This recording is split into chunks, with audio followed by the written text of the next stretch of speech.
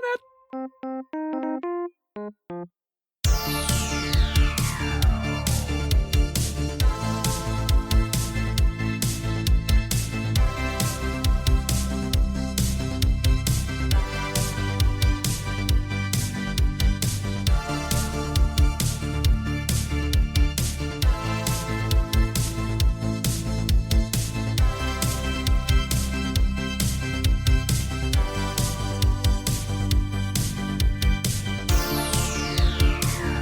Hi, everyone. Welcome to Deep Space Pride, a gay Star Trek podcast. And we're here for a special episode of this podcast. I'm Johnson Lee, one of your co-hosts, and with me is Mike. Mike, how are you? Good, Johnson. How are you today? I'm doing good. So, Mike, do you know what day it is today? I do, actually. You? I do. Today is National Coming Out Day. It's October 11th. It is it's LGBTQ History Month. Yes, that's correct. It's History Month. And actually, I'll be totally honest, I didn't even know it was National Coming Out Day until I looked to my social media feeds this morning. I was like, oh, look at this. Same here. So that's why I said, we have this platform. We have people who listen to us. I thought it would be great to share a little bit about our story and just give people a little bit of encouragement if they are struggling with coming out or need some support. Yeah, totally. And for those listeners that might be listening to our podcast for the first time, usually we're here to shoot the shit about Star Trek and talk about Star Trek and our love for Star Trek and just geekdom in general. But usually we also, when possible, try to insert our personal point of view, particularly when it comes to one that is from an LGBTQ perspective. That being said, Mike and I haven't really dived too much into our backgrounds and how we came out. So, when you prompted me about this, I was like, oh, yeah, it might be a good chance for us to talk a little bit about that and, where we are coming from. Obviously, we all have our own individual stories, and like some of them are fun and encouraging. Some of them are a little more challenging, but hopefully our stories can serve as a point of encouragement for some of our listeners out there. Exactly. I mean, that's totally the case, and I think everyone's journey is unique. But I think we can find encouragement and inspiration from other people sharing their story. So I know that when celebrities come out or people who are, especially sports, people in professional sports have come out, those have been really big stories. And they give encouragement to people across the spectrum of life. Not only, obviously, it makes the news and doesn't just make the gay outlets or the LGBTQ outlets, news outlets. It makes national and sometimes international news, and that offers a little bit of encouragement and inspiration for people all over the world. And so, yeah, totally. I thought that we could do the same for our little small slice of the world. Our three listeners. Our 3 listeners who, but also this will be out there for generations, Oh, yeah. Long after we're dead. Long after. But I think being a geek and liking Star Trek can also be kind of an coming out experience as well, because it's not always acceptable to be a geek. Certainly more so now. We talked about this in our intro episode too, coming out as both a person who identifies as gay, but then also the microcosm of being a nerd, which definitely is more mainstream now, but still, Yeah, exactly. So we talked a little bit before we went on record here, and Johnson, you're going to. I'll start. You're going to start out because you have a little bit more straightforward, if we can use and I don't want to use the word straight here, but basic. Yeah. So Johnson, take it away. Yeah. So, for me, I would say it's I know a little bit about your story, so I was like, yeah, I'll go first. Um, for me, coming out was, and I'm sure for many of our listeners that might identify anywhere in the LGBTQIA plus spectrum, it's a journey. Like for most people, I would say coming out is not just one day you wake up and you're like, all right, bitches, I'm out. It's like this long, drawn out process. And for me, it was no different. When it comes to my story, I think it is civil to divorce, my coming out journey from my faith. For those of you, I haven't really talked about this much on this podcast, but I was raised in a Christian home. My parents they're retired now. They're old, but they are both ministers. Actually, they're both pastors, and they actually immigrated here from Asia because they were sponsored and hired by a church here to kind of help the church kind of grow and such. So I grew up in a conservative Asian family. So I recall just growing up, like, and I don't remember I don't even remember the exact points where many of the points where my parents were like, oh, being gay is wrong, being gay is a sin, things like that. But it was definitely um, that idea was definitely imbued in me, like through various things that my parents said and the way that things operated in the church I grew up in. The idea of being gay was not okay. It was not accepted. And honestly, a big part of me growing up into my teens and into college was first of all, the slow realization that I was not into girls, and I was kind of into guys, but I was like a lot of it was me kind of making excuses. And I was like, oh, maybe I just like guys, but in like kind of a friendship kind of sense. And when I became friends with girls, I was like, oh, maybe there's something more here. Um, More in the way that I was kind of willing in my mind that there would be something there versus this is just friendship. Um, so a big part of that chunk of my life was really coming out to myself in the sense of realizing who I was and essentially recognizing that I was not the same as most of the people around me. And it really wasn't until college, I would say, that I really was able to grasp. And I'm kind of a late bloomer in that sense, but it wasn't until college that I was able to kind of grasp, like, okay, I'm into guys. I'm gay.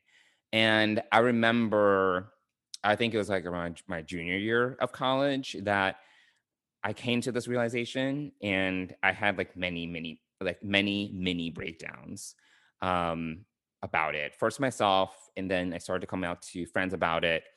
I was involved in college ministry, so just a college Christian ministry.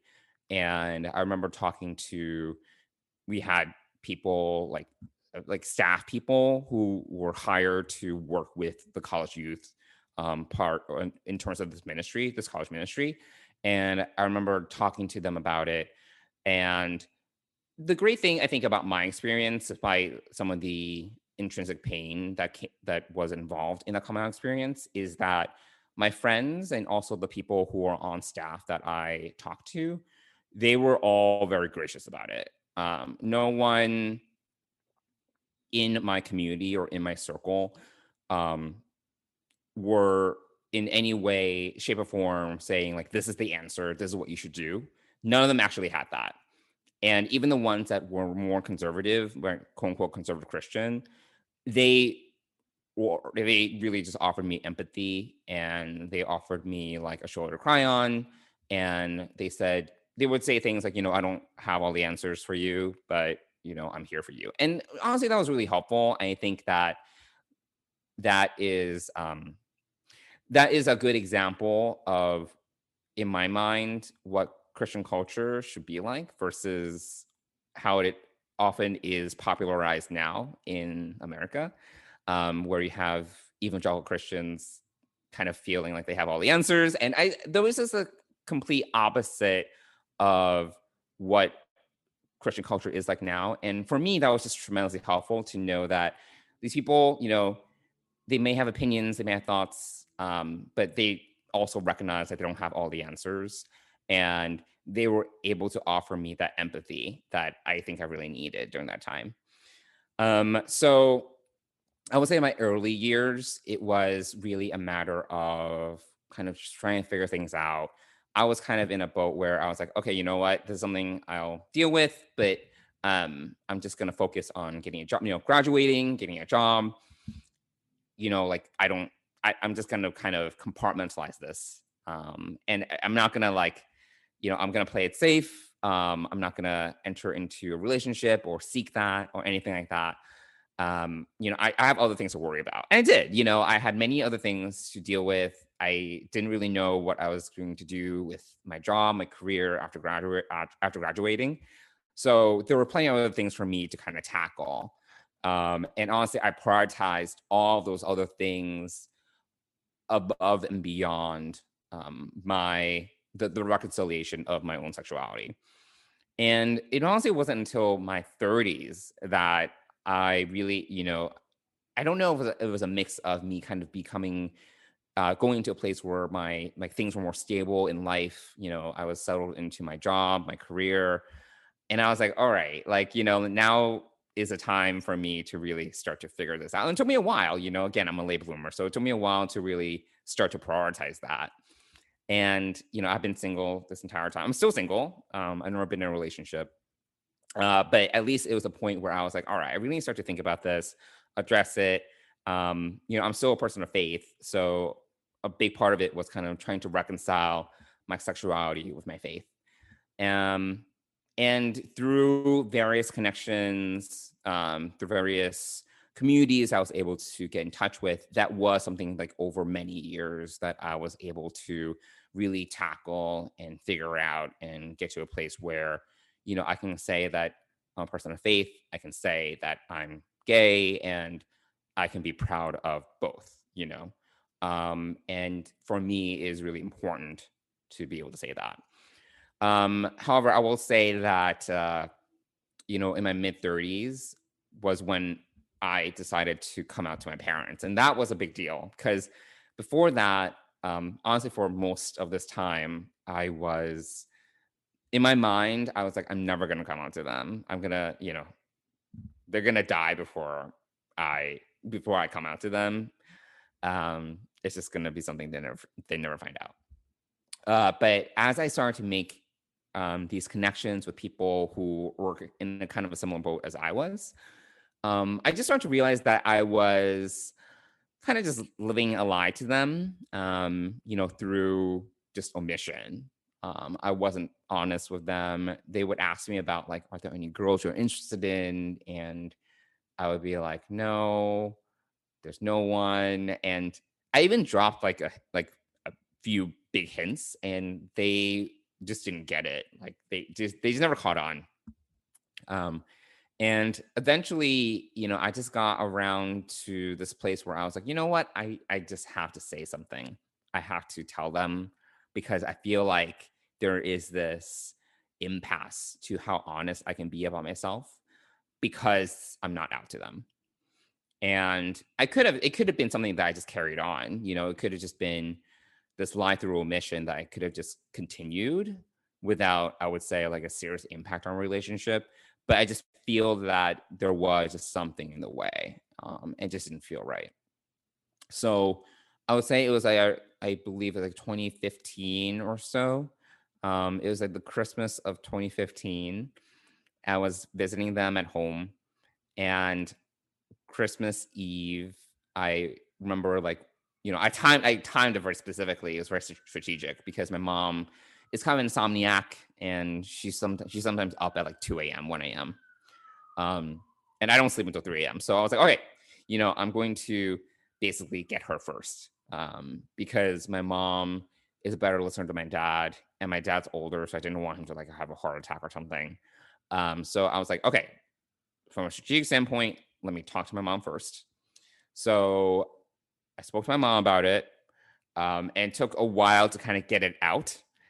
And she was genuinely surprised. She had no idea. And she was like, let me talk to your dad about this and we can have like a follow conversation. So then the next day, which is Christmas Day, we had a family meeting and they're ready to like bust out the Bible and tell me how I should be living my life. And okay, please don't do that. I don't need this right now. That's not what I'm asking you guys to do. I know what the Bible says. I really don't need that. And it was a hard conversation. My mom told me that it would have been easier for me to tell her that I was dying than for me to kind of tell her that, I'm gay. And my dad actually was less dramatic. My mom was very dramatic. My dad was basically like, we're glad you told us. It's a good thing. That being said, it's just really important that, you don't ever enter into a relationship. And they were both on the same page about that. And I did not agree or disagree. I kind of left it there. Tried to propose some alternative ways of thinking, but I don't think they were really having it. So I was like, okay, you know what? I'm not really going to, they have a lot of process right now. I'm not really going to try to pick a fight further with them. We don't need this back and forth. And I think for me, that's still the final frontier when it comes to my coming out, because I've come out to them. I've had to remind them that I'm gay a few times, because sometimes a couple years after I came out, like there were still times when they were like, "Oh, what about this person?" I'm like, "No, wait, I'm gay. Remember?" Like I would have to remind them. So yeah, like I think that I don't know if they'll ever accept me in that way, or if they will ever embrace the idea that, because they know, but they know that I'm gay, but I don't think they've really accepted it, or they definitely haven't embraced it. I don't know if that's ever going to happen. And I've come to a point where I'm okay with that.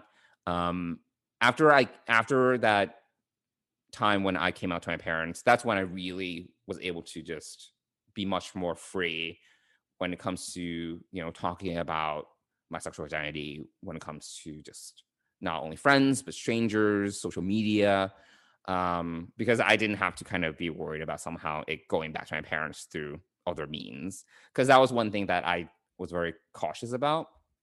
But then after I actually came out to them, I was like, all right, that barrier has been broken. I can kind of just tell anyone, and not be ashamed about it, or concerned, not necessarily ashamed, but concerned that it's going to go back to my parents. So yeah, I think that's really where I am right now. A number of years ago, I joined a nonprofit that actually works with people who identify as LGBTQ, and also people who identify as Christians or of the Christian faith. Um, and basically, the goal of this nonprofit is to just create space for people to kind of figure this stuff out, who have been kind of rejected by the larger church, whatever kind of community they were initially in, and they need a community. So some other kind of community, some other sort of safe space to figure this stuff out. And we're not there to tell them what to do. We're there for them to kind of just process, meet other people who are in a similar boat or have had similar experiences, and just figure things out, which is honestly, I think, what helped me back in the day, and honestly throughout my whole coming out process.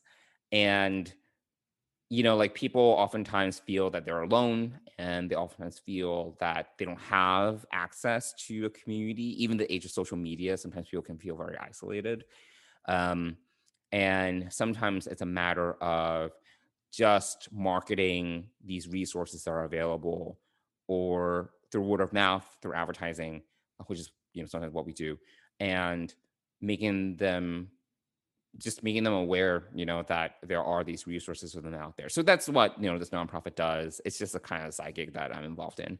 Um, but yeah, my hope through that, and honestly for anyone listening, is that, no matter what kind of situation you're in, no matter what kind of environment you were brought in, brought up in, and no matter what kind of community you are part of or were part of, that there are these resources for you out there that are available for you to kind of use to process and figure things out. So anyway, yeah. So that is a long short of my common experience. Nothing too dramatic, nothing too traumatic.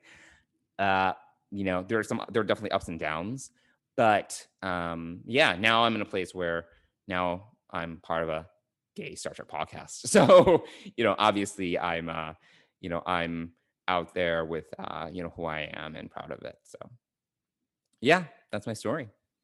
Great. Well, thanks for sharing all that. I think that that's really important. And obviously, we've talked a little bit about how faith has played a role in both of our lives. And for me, uh, growing up Catholic was a big part of my growing up, but Mhm. also of my staying in the closet for so long. Sure. So I'm trying to think where to begin with mine because it's you You could have a lot. There's a yeah, lot. there Yeah. is a lot. You know, I think the kicking off point. I think coming out, like I'll actually talk about my coming out story. So I grew up Catholic, and I also got married to another Catholic woman. So I was Right. married for 2.5 years before I eventually came out to her, and obviously that ended the marriage and the Mhm. relationship. Uh, and it also, at that point, um, it also, one of the things I had to accept right off the bat was that I no longer had control of this information. So once I came out to her, I knew and left, and I moved in with my sister. And I told my sister a day or two later after I moved in with her, and she was really accepting. And Mhm. we've had a great relationship growing up for the most part, and other than some sibling fights here or there, but my sister's always been there for me. And so yeah, so I knew that when I came out that the information was out there, and Right. I never came out to I didn't come out to my parents Mhm. until a few years ago. So I've been an out gay man for many years before I actually said the words "I'm gay" to my parents. So, Mhm. and I did that almost for the same reasons you did. Was I just felt myself holding back in some aspects of my life, sharing things either publicly or on social media because I was afraid it was going to get back to them. Right. Right. And so I had a coach at the time, a life coach, Mhm. and was working with him, and really thought it through, and did eventually come out to my parents. And as I kind of suspected, my mom already knew.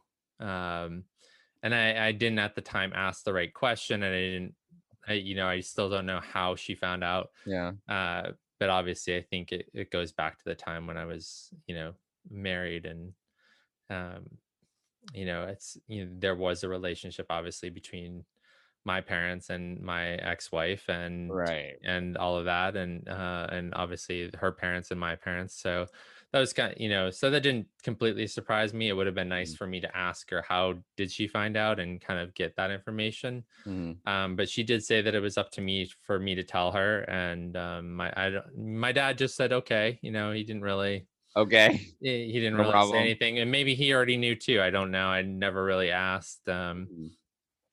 So yeah, so that I think overcoming a lot. I mean, I overcame a lot of struggle with my faith in order to do this. Mhm. Growing up, we were taught that homosexuality was wrong and Yeah. was against the Bible, and um, that people who were homosexuals were going to go to hell, and all of this Right. kind Right. of Right. stuff. And so I think that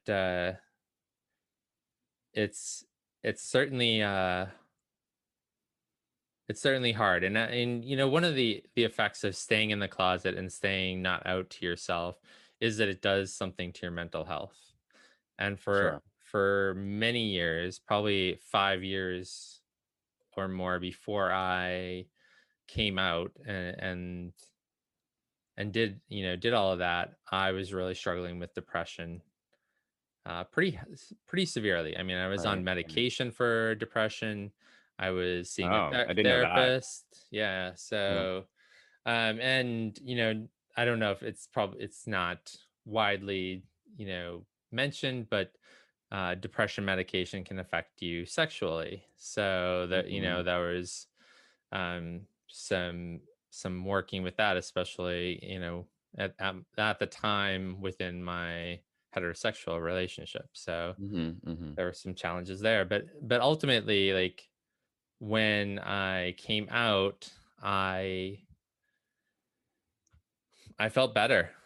Like Mhm. it felt like a gate had been opened. Things like my body felt better. My just everything. I mean, I lost Mhm. weight. I was healthier. I was mentally healthier. I was happier. You know, things at work got better. You know, Mhm. I also have to say at the time when I did come out, I worked for Apple, and I had some friends there at Apple who were gay, and you know, I came out to them, and they accepted me right away, and Mhm. we became great friends at the time, and went out a lot together. So they were really impactful in helping me build some of my first friendships.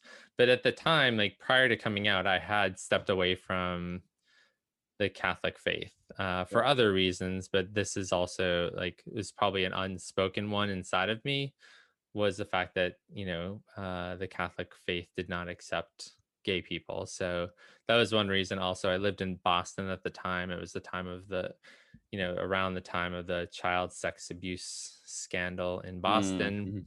So I had actually used that as a way to step away from the church. Okay.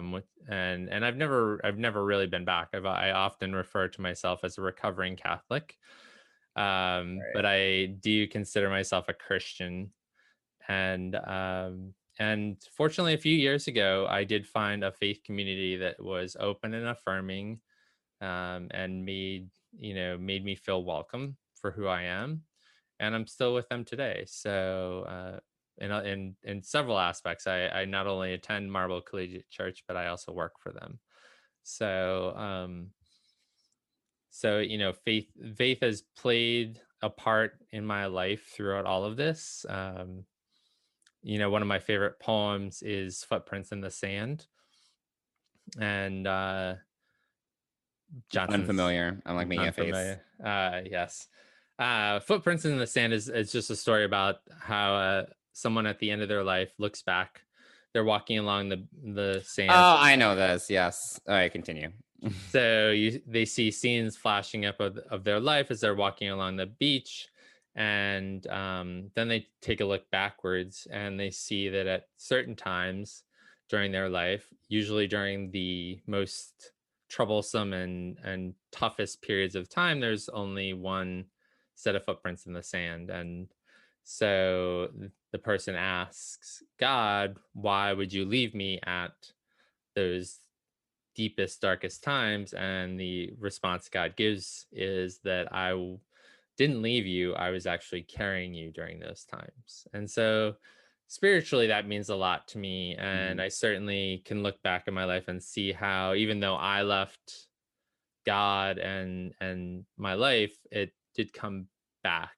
And I was probably being carried at those times, during my toughest times. So, faith has always played a strong part in my growing up, and it plays a strong part in my life now.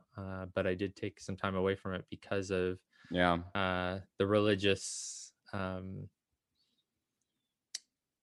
I don't know what the word is. Just the anti-gay, Mhm. Right. Right. anti-homosexuality aspect, especially of Catholicism. So um, it was hard. You know, I knew when I came out that I was leaving a lot. behind. I was Mm-hmm. leaving a family, not my family, but my extended family through my ex-wife's. Mm-hmm. I was leaving all of that, and I'd become close with them, and it was definitely a hard decision to make, but ultimately I made the one that best suited me for my own health and well-being. And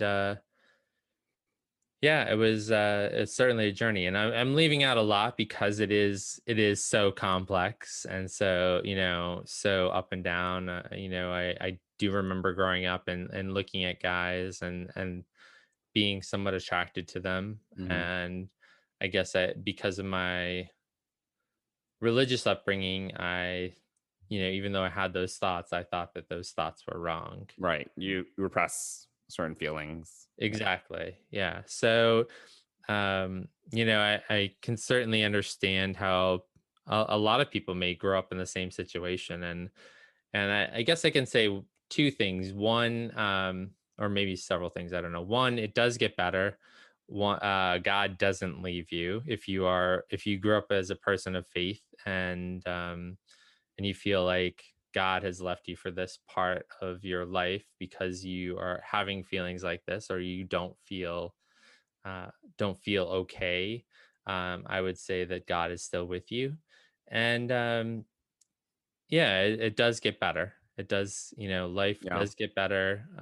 And finally, the first thing I would say is that you got to love yourself, Yes. and loving yourself, I think, is the first and best step to making your mind up about what your life is going to be about.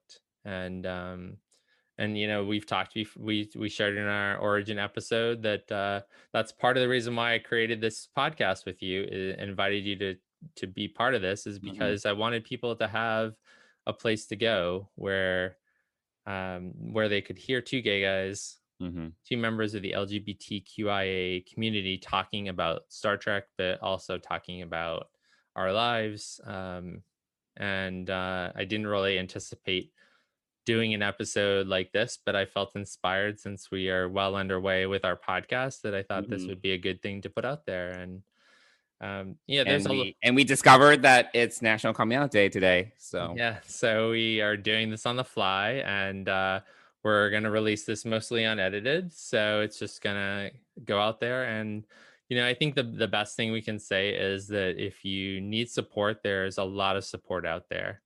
And no matter where you are, even if you feel like you're in this small community where no one is accepting, there are resources out there for you. Uh, there are. Lots. I mean, when I grew up, we didn't have the internet to kind we of did not. This is not a thing. find community and find a way to connect with other people. So, but fortunately, we're in a time now in the world where young people, old people, everyone has the resources of the internet, and they can find people to support them, to help them, and yeah, so one of those is the Trevor Project, which is probably Yeah.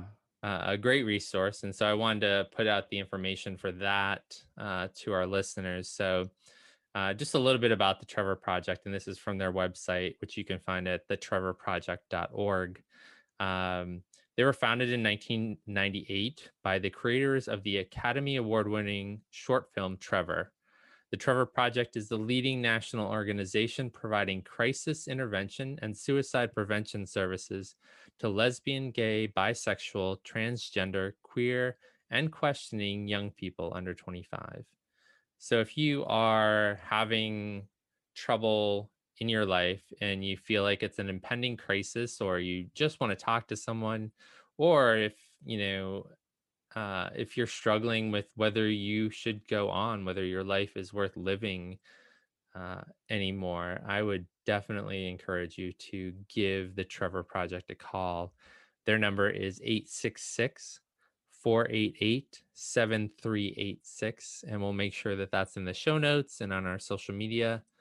But we want people to know that there is that out there, but there's also tons of resources and groups on Facebook There are, yeah. It's a lot.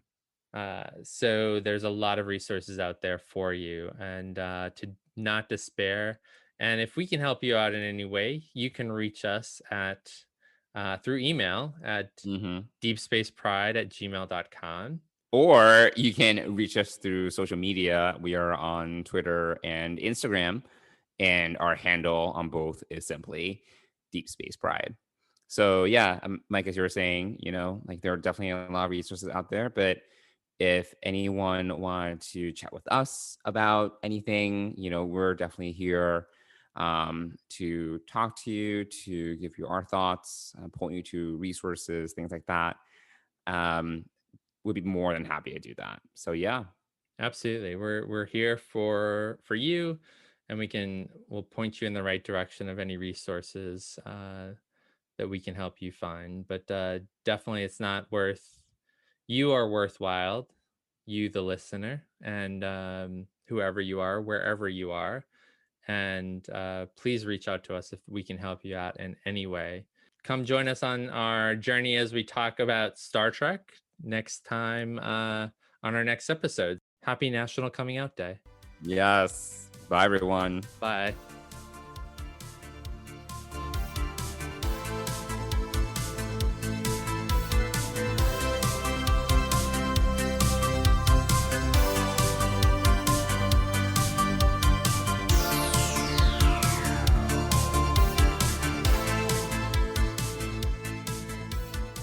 Deep Space Pride is a production of Coconut Media Works. Executive producers Bill Smith and Dan Davidson. For more great Star Trek discussion, discover the other shows of the Trek Geeks Podcast Network at trekgeeks.com or find us in Apple Podcasts, Spotify, or your favorite podcast app.